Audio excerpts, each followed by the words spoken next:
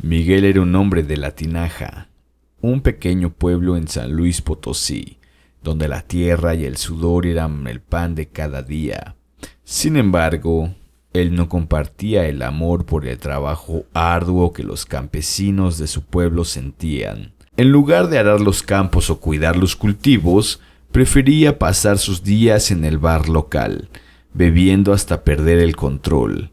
Siempre había una fiesta, una botella de mezcal o un par de amigos dispuestos a hacerle compañía. La vida de Miguel giraba en torno a la bebida y las noches sin rumbo. Una noche como tantas otras, Miguel se encontraba completamente ebrio en el bar de don Héctor, el cantinero de siempre. El ambiente estaba lleno de risas y música.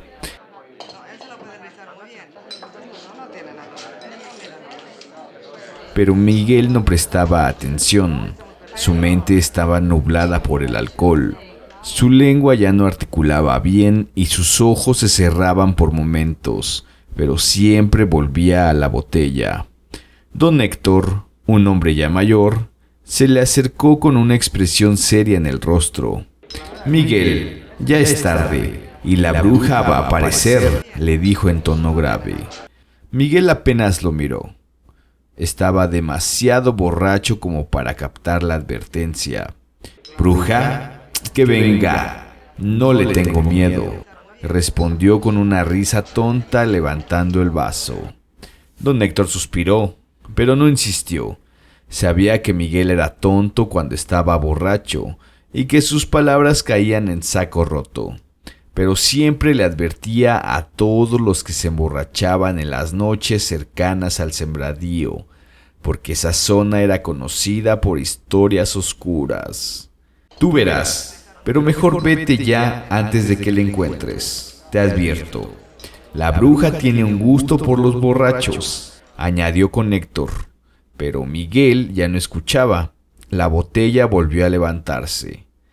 A medida que las horas pasaban y Miguel se quedaba sin dinero, decidió que ya era hora de irse. Salió tambaleándose del bar y comenzó a caminar hacia su casa. La noche estaba fría. El viento soplaba entre los sembradíos y la luna apenas iluminaba el camino. Los campos que rodeaban el pueblo de La Tinaja parecían interminables, y el silencio solo era interrumpido por el crujir de las hojas y el cantar lejano de algunos animales nocturnos. Miguel caminaba de manera errática, con alcohol todavía corriendo por su cuerpo. La oscuridad era densa, pero él no tenía miedo, ni pensaba en las advertencias de don Héctor. Sin embargo, algo extraño sucedió mientras atravesaba los sembradíos. En medio de su trance, escuchó una voz suave, un susurro que lo llamó. «Miguel, ven aquí». Miguel levantó la cabeza, confundido. Frente a él, en medio de la niebla, apareció una joven de una belleza inusitada. Tenía el rostro pálido y los ojos brillaban bajo la luz de la luna. Su figura parecía moverse con gracia, como si flotara sobre el suelo. Miguel, atraído por la belleza de la joven, no pudo evitar seguirla. La muchacha caminaba despacio, pero él no podía alcanzarla. Cada vez que pensaba que iba a llegar, ella avanzaba un poco más, como si se burlara de él. A pesar de lo extraño que parecía, Miguel no podía detenerse. Era como si estuviera en trance, siguiendo cada paso de la joven, sin pensar, solo moviéndose, como arrastrado por una fuerza superior. El tiempo se estiraba y se rompía. No sabía si llevaba minutos u horas caminando tras la joven. Los sembradíos se extendían a su alrededor, pero él no dejaba de seguirla. Cada vez más cansado, comenzó a preguntarse si en realidad la alcanzaría alguna vez. Pero la figura se desvanecía y volvía a aparecer siempre frente a él. Finalmente el sol comenzó a salir. y con los primeros rayos de luz, Miguel despertó de su trance. La joven ya no estaba. Miró a su alrededor, atónito, y se dio cuenta que había caminado mucho más allá de su casa. No entendía cómo había llegado tan lejos.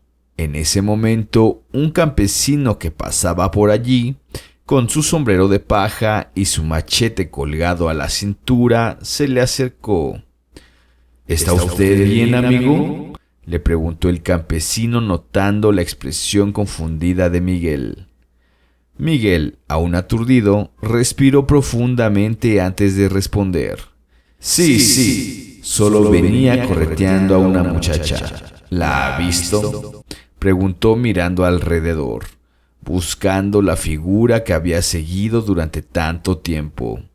El campesino lo miró con sorpresa. ¿Una muchacha?, dijo frunciendo el ceño. No hay ninguna muchacha por aquí. Lo que pasa es que usted ha llegado al pueblo de Florencia. Miguel quedó helado. ¿Florencia? Ese pueblo está tan lejos. Y él no tenía idea de cómo había llegado allí. Miró al campesino tratando de asimilar las palabras, pero su mente aún no podía comprenderlo.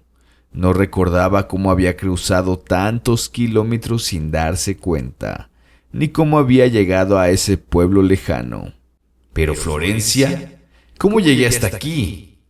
Está como a 70 kilómetros de mi casa, se preguntó, incapaz de creerlo. El campesino simplemente lo miró sin decir más. Miguel se quedó allí en medio de la carretera, preguntándose cómo había sucedido todo. No había visto a la joven, no había oído ni sentido nada más que el silencio. Solo había seguido una llamada, una fuerza extraña que lo había arrastrado.